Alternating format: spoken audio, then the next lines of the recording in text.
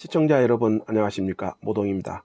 새해를 맞으면 정치인들은 송년사와 신년사 등을 잇따라 발표합니다. 여기에서 정치인들의 의정 철학을 볼 수 있습니다. 그러나 일부는 형식적인 송년사나 신년사에 그치는 경우도 많습니다. 성남시장의 경우도 예외가 아닙니다. 인구 100만을 앞두고 수도권 핵심 도시인 성남시 시장으로서 어떤 행정 철학을 갖고 있는지를 살펴보는 것은 그래서 중요합니다. 그래서 언론들이 대통령이나 유력 정치인들이 신년사에 주목하는 것입니다.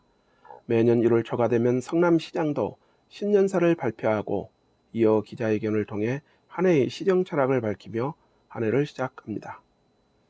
그런데 올해는 코로나19로 인해 새해 성남시장 기자회견도 온라인으로 진행됐습니다. 은수미 성남시장은 지난 4일 오전 10시 성남시 유튜브 방송을 통해 기자회견을 진행했습니다. 이날 기자회견은 임기 1년 6개월을 앞둔 성남시장으로서의 기자회견입니다. 그래서 시민들이 관심이 컸던 것이 사실입니다. 그러나 아쉬움이 큰 기자회견이었습니다. 기자회견이라기보다는 시정 홍보를 위한 방송이라는 점이 솔직한 심정입니다. 특히 기자회견의 경우 시장 일방적인 시정 비전 제시가 아니라 기자들의 질문이 당연히 이루어져야 하는데 기자들의 질문은 원천적으로 할 수 없게 방송이 이루어진 것입니다. 그렇다면 이 방송을 신년 기자회견이라고 하지 말고 신년 성남시 새 시정계획 발표라고 했어야 하지 않을까 생각합니다. 그래서 아쉬움이 큰 것입니다. 올해는 성남시가 언론과 소통하는 열린 시장이 펼쳐지기를 기대해 봅니다. 그럼에도 불구하고 은수미 시장의 신년 기자회견에서 관심을 끌만한 내용이 있기도 했습니다. 첫 번째, 광주 대단지 사건 50주년과 관련된 것입니다. 지난 1971년 8월 10일 정부의 일방적인 토지 분양가 인상에 반대에 일어났던 광주 대단지 사건이 발생한 지 50주년이 되는 뜻깊은 해입니다. 그리고 아직 성남일보 구독하지 않으셨다면 구독 부탁드립니다. 더 좋은 방송으로 보답하겠습니다. 이와 관련해 은수미 시장은 광주 대단지는 오늘의 성남의 시작점이라면서 해방 이후 첫 도시빈민 투쟁이며 전국 최초 민권운동으로 아시아 실리콘밸리로 향하는 성남의 역동적 태동이 될 사건이라고 의미를 부여했습니다. 이어 오는 6월까지 광주 대단지 사건의 명칭을 지정하고 광주 대단지 50주년 시민의 등장을 테마로 각종 강연, 학술 토론회, 토크쇼를 진행하겠다고 밝힌 것입니다. 은수미 시장이 이야기한 대로 성남의 태동은 광주 대단지에서 시작됐다고 해도 과언이 아닐 것입니다. 그러나 이재명 전 시장을 비롯해 역대 시장들은 광주 대단지 사건을 이벤트성 행사로 치부해 선거 표심에만 이용한 것이 현실입니다. 이에 반해 은수미 시장은 시장에 당선된 후 광주 대단지 사건의 자리매김을 위해 관심을 갖고 50주년 기념 행사를 준비한다는 측면에서 높이 평가받아야 한다고 봅니다. 광주 대단지 사건 50주년이 의미 있는 성과를 내기 위해서는 민관이 공동으로 함께하는 가칭 광주 대단지 사건 50주년 기념 추진위원회 등이 구성돼야 한다고 봅니다. 이는 성남시의 최인백 의원이 지난해 5분 발언을 통해 제기한 바 있습니다. 민관이 혼연일체가 되지 않는 광주 대단지 사건 50주년 행사는 수십억 원의 예산을 투입하고서도 형식적인 행사에 머물렀다는 비판도 제기될 수 있기 때문입니다. 두 번째는 은수미 시장은 진짜 로컬의 힘을 보여드리겠다고 했는데 로컬의 힘, 실체가 무엇일지에도 관심이 쏠리고 있습니다. 은 시장은 디지털 시대를 로컬이 대비하겠다는 선언이라며 아동수당, 보편지역 지급이 전국으로 확대되었듯 성남시가 쏘아올린 작은 공이 중앙정부 차원의 전국민 고용보험, 나아가 전국민 노동법으로 이어질 수 있기를 희망한다고 밝힌 것입니다. 지방자치제가 본격적으로 시행되고 있는 가운데 은 시장이 밝힌 진짜 로컬의 구호가 아니라 실체로 나타나는 한 해가 되기를 기대해 봅니다.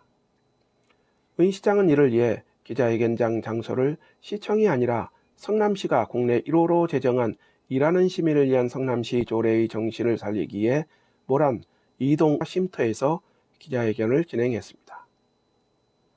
셋째, 은 시장은 지난해 역점적으로 추진한 특례시 지정 탈락에 대해서 아쉬움을 나타냈습니다. 은 시장은 32년 만에 새 옷을 입은 지방자치법에 특례시 지정은 아쉽게 무산됐지만 행정 수요에 걸맞는 추가 특례 확보 근거는 마련했다면서 타 대도시와 공동으로 적극 대응해 성남시가 추가 특례를 얻도록 노력하겠다고 밝힌 것입니다. 넷째는 은 시장이 역점적으로 추진하고 있는 아시아 실리콘밸리 조성과 관련한 정책도 제시했습니다.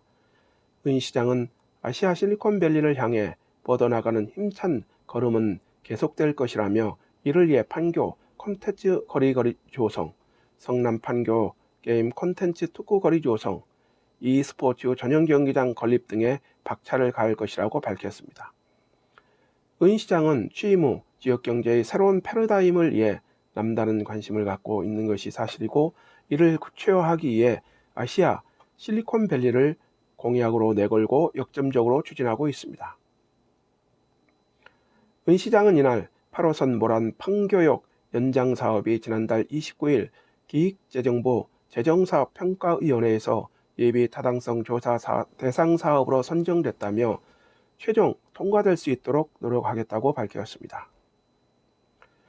8호선이 판교까지 연결될 경우 판교 지역 교통난 해소에 획기적인 도움이 될 것으로 보입니다. 올해는 건립된 지 50년이 되는 낙후된 성호시장도 개발이 본격화될 것으로 보입니다. 은 시장은 성남동 성호시장은 오는 9월 실시계획 인가 및 주택 건설 사업 계획 승인 등의 절차를 마무리해 오는 2022년 상반기 착공을 목표로 시설 현대화 사업 추진에 속도를 내겠다고 밝혔기 때문입니다. 은 시장은 수정구와 중원구의 도시 재생에 대해서 입장을 밝혔습니다. 지난 2017년부터 추진해온 수진2, 태평2, 태평4 맞춤형 정비 사업과 태평2, 태평4 도시재생 사업을 올해 상반기 안에 마무리 짓겠다고 밝힌 것입니다. 은 시장 그동안 논란을 빚었던 백현 마이스 클러스터 조성에 대해서 입장을 밝혔습니다.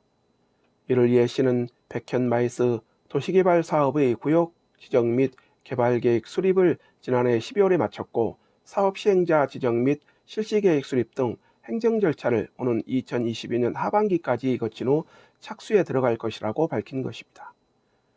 그동안 오락가락하던 구미동 하수종말 처리장 부지 해법도 제시했습니다.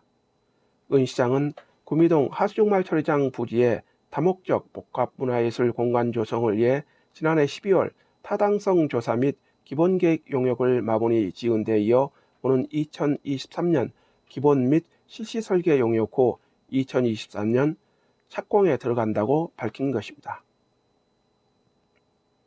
은수미 시장은 이번 기자회견을 통해 전례가 없는 시대에 살고 있어 모든 것이 겁나고 익숙하지 않지만 두려움을 억누르고 희망을 불어넣으며 행동하는 도시가 되겠다.